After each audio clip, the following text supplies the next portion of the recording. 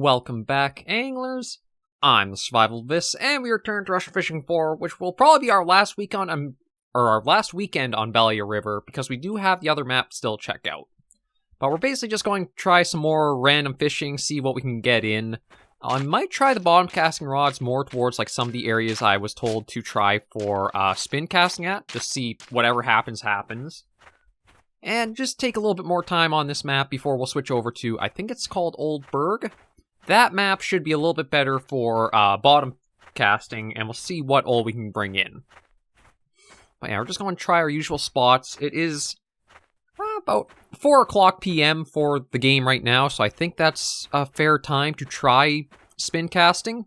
It does seem when it comes to night, it drops off entirely for trying to do it. You know what? We'll keep using the casters for now. And we'll just see what happens as we set stuff down over here.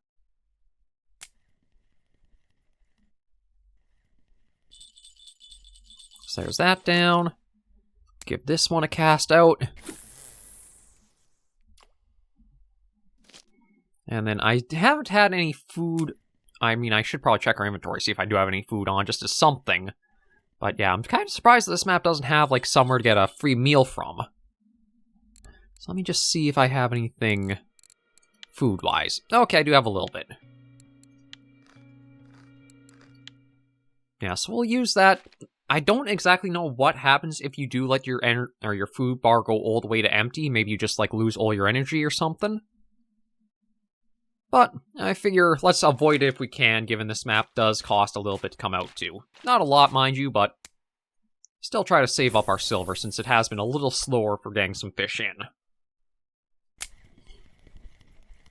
But yeah, we're just going to try this for a little while, see what happens. I don't know if I'll spend the entire episode at this spot unless it's really producing, or we'll give it a little bit of time and try to switch up spots every so often. It did seem like we were having okay luck bottom fishing the other side, so I just want to put the test and see what happens going the opposite way. But we're going to keep using the striker lure setup that I was suggested to try out, and just see if we can get lucky getting anything else in.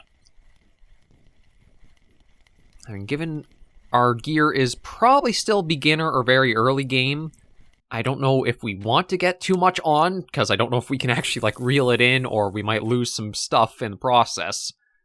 But we'll just give it a go and see.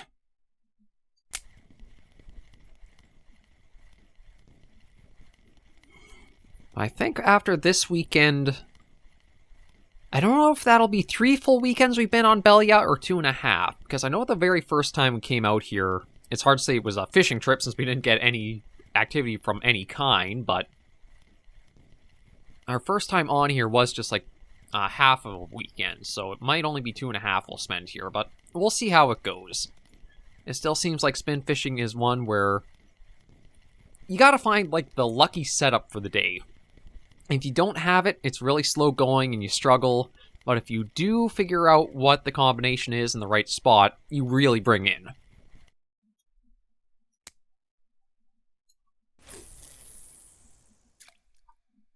Yeah, truth be told, it could be that this is one of the instances, again, wrong spot and wrong combo of anything. But it hasn't been too long, so again, I want to try to mix giving enough time that if anything is going to happen, it might, but also not getting too tunnel vision where we just stay in a single spot where nothing happens. So maybe we'll give it another couple casts, and then we'll try moving.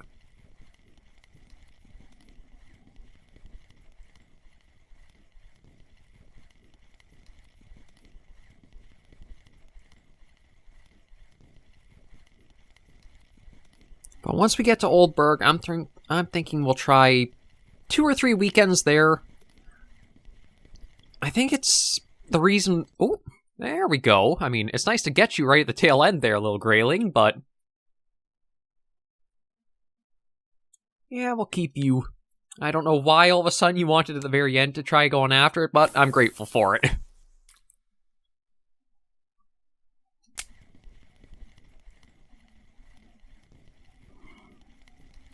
Yeah, we'll just keep letting things go along, see how they happen. I guess it is just because, I guess for spin fishing, as much as there's more active engagement like this, it can also feel like it's hard to know what you're doing wrong at a time. Like, there's not a lot of feedback of, is it the lure, and it's just right spot, wrong lure? Is it right lure, wrong spot? It's just one of the things really having to try, or, again, just completely looking up all the info so that way there's no guesswork at all, or there's no learning curve to it. I think that's one of the things about Russian Fishing 4 that's kind of come across, is it's never felt like there's been a super way to learn just from in-game playing. A lot of it all mostly comes from just looking up the info and then applying it.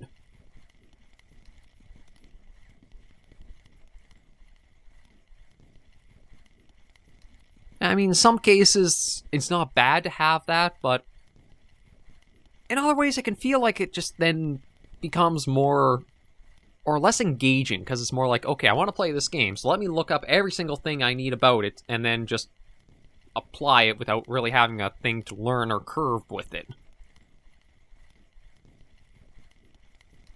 I think from all the series and stuff that I am used to playing and doing, that's probably the one part where maybe it just, like, it throws me off a bit from how I'm used to it. But yeah, you know what? The one grayling wasn't bad to get, but I don't think it's enough to warrant staying here. So we'll bring everything in and try switching up spots.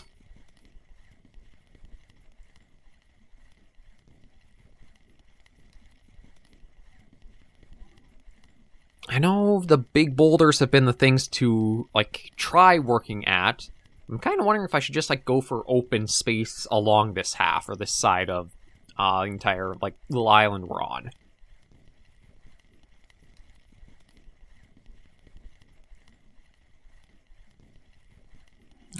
Come on, slowly come in. There's no fish on. And it's basically just that we're dragging it along the bottom. There it is. Put that away. Yeah, nothing on this either.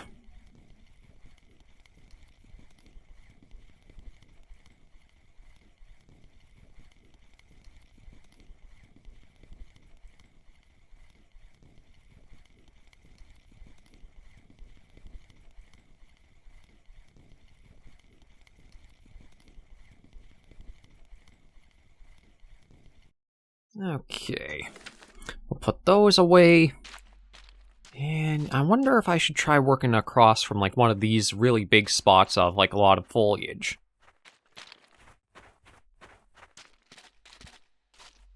You know what? Maybe this spot's not too bad.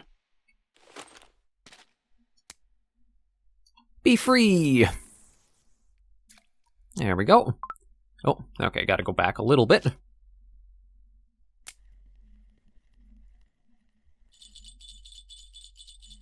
There we go. That one's set. Do the same thing for that one.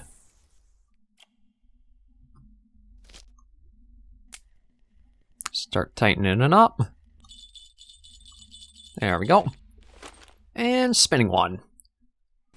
You've tried going at landmarks, let's just try random out in the middle of nowhere.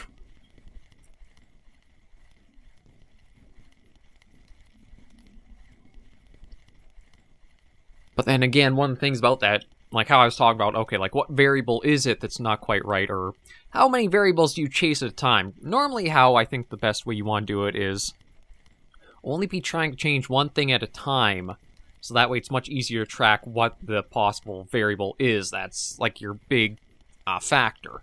However, if I'm changing location and lures so often, then it kind of becomes, is it location, was it lure, what was it? So we'll try maybe 3 or 4 casts of this lure at this spot, and then we'll switch out for a different one. Try and see what happens, and just keep changing it up. I'm not expecting to hit like some kind of magic sweet spot. I'm just trying to see if there's something where I can kind of get consistency, like, okay, out of 3 casts, I caught a fish on at least 1 of the 3.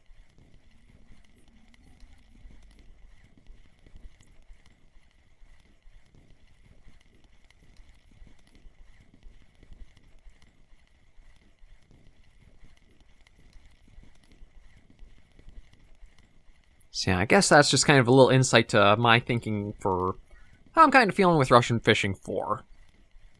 It's definitely a hardcore simulator that, again, I wouldn't really recommend it as a game. It's more how a lot of other people have mentioned, like Microsoft Flight Simulator, where I guess you can kind of approach that as a game to start with, but you're going to learn quickly that there's a lot you'll have to discover and figure out with it. But you'll also, I think, get a little bit more feedback from a game like that for, like, what your actions are doing and outcomes of them are over something like this.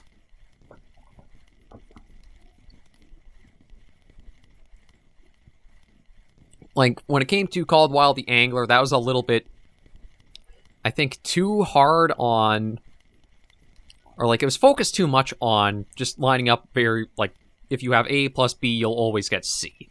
It was a little bit too straightforward and easy to solve for what you needed for things. Russian Fishing 4, I think, is a little bit too far the opposite, where because you don't know your feedback super well at times, it can be hard to track down where you need to improve unless you, again, use outside sources for said research on that. You know what? Let me see. Can I work with that? Yeah, we'll try this one out for whatever reason. Just for some reason, the black and yellow kind of spoke to me. Don't know why.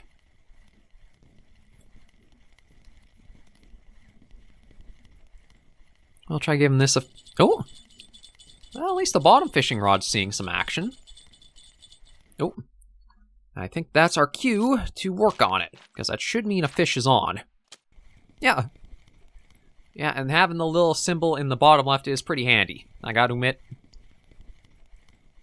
That's at least a nice bit of feedback to know, okay, there was a fish on, but it must have just gotten off. I wonder if the friction brake was too high. Yeah, maybe I'll try keeping that set at 20, because I think there's a couple of times now where it's happened. Whatever is on almost seems to be able to get, like, right off as we're trying to bring it in.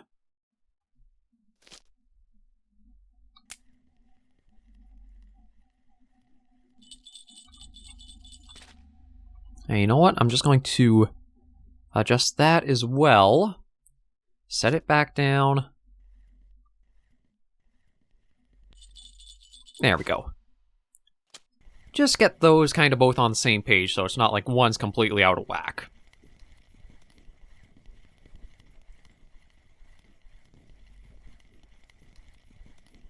But maybe the friction... It could be the hook size too big, the friction brake was set too high. Again, you don't really know the feedback for what your actions kind of have as the consequences out as you try it.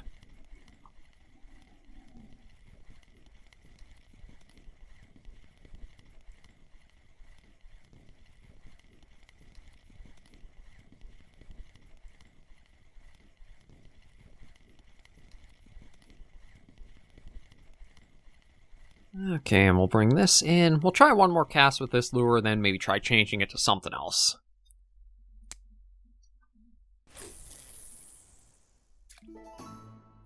Well, we're getting really nice cast distances out at least, but we're not really getting any hints or signs of anything after. Okay, friction brake. I'm trying to remember what. Okay. I think it's retrieval speed. I'm going to knock that down to 20. I don't know. Again, that's the only thing I can really say is just that there's so much, like, outside info that you have to rely on.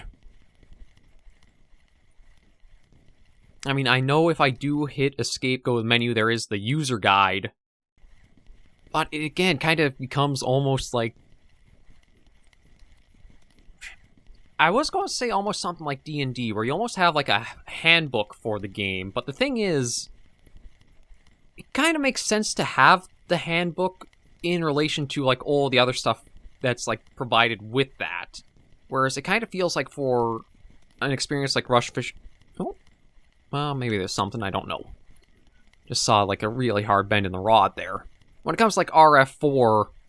it feels like something you shouldn't need an extra window for. It should almost like be you can access it right as you're trying to play, rather than either having to alt-tab or having like a second device that has it all there for you. I've always been one who's kind of been advocate for saying or thinking that you should have, or you want to try to have your game as like a closed experience as possible, where anything a person might be curious about or need to learn or anything can be done so right all in game. Just, it kind of feels like a more grabbing experience that way, and it's easier to get completely lost in a game that way.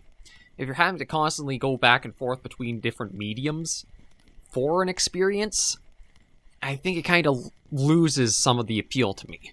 That's, of course, just my opinion and how I've noticed for myself, but I figure maybe if I share that, that's a little bit of an insight to how my brain doesn't exactly make sense, but just how it operates or how it handles things. And yeah, now that we have night coming on, I think we'll probably bring in both rods. Bring in all our rods, maybe we'll try moving down to the other rock. Just see what happens there.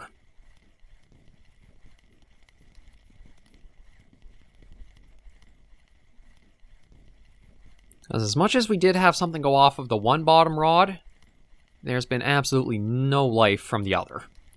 And they both had the exact same things on them, too.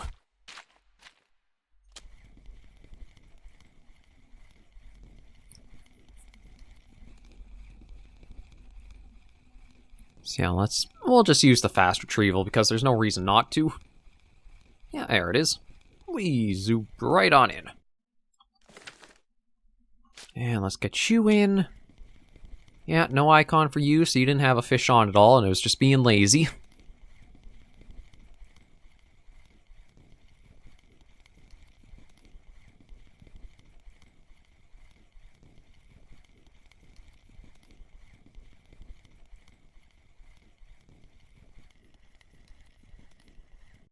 Okay, we'll put that away. And yeah, spin fishing, I'm guessing because it is night again, our chances of it are probably going to completely decline for if we'll see stuff go after it or not. But maybe bottom fishing if we try, because I don't think I actually tried bottom fishing at either of these big rocks, or like kind of like the spots I've been recommended to try at. So maybe we'll see some more life from them if we do this. Well, it would help if I don't actually get it on top of the rock is the thing. So maybe I'll bring that back and then try casting out again. But at least we know we've got the cast distance on that for him.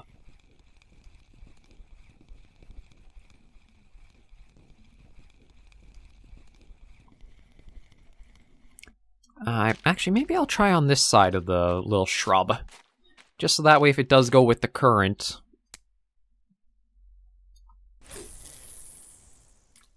Yeah, there we go. Okay, we'll set you down there. Tighten that up. There we go. And this one here. And let's try right there. Yeah, they're both in water, which is good. And tighten that up. And we'll leave those going for a little while. And this one... truth be told, I do want to try avoiding snags, so maybe we'll have to go from here and try, like, forward that way. And we'll just spend a couple minutes or so here seeing what happens, if anything at all. And then we'll just kind of keep this up. Next episode, maybe we'll work around the other side where we were having more luck with the bottom rods, and kind of even the spinning rod, too. Well, we'll just see whatever happens.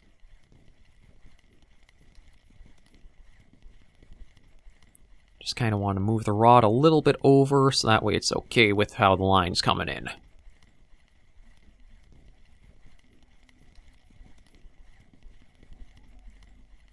And if the rods do start jingling, we should be able to hear it from where we are.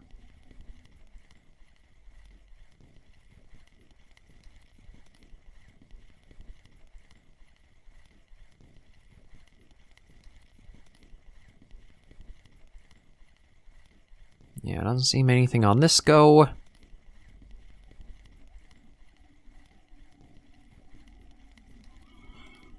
Actually, truth be told, I think I want to change up again. See, that's too heavy. try with this bright gold one. Maybe that'll catch the light and be very obvious.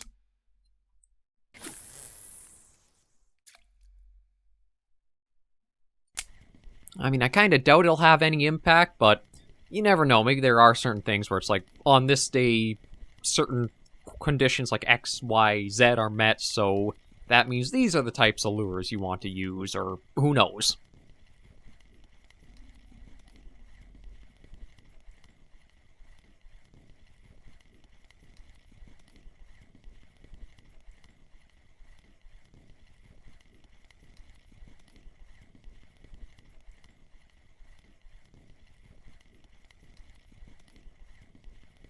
I guess if I were trying to think of I'm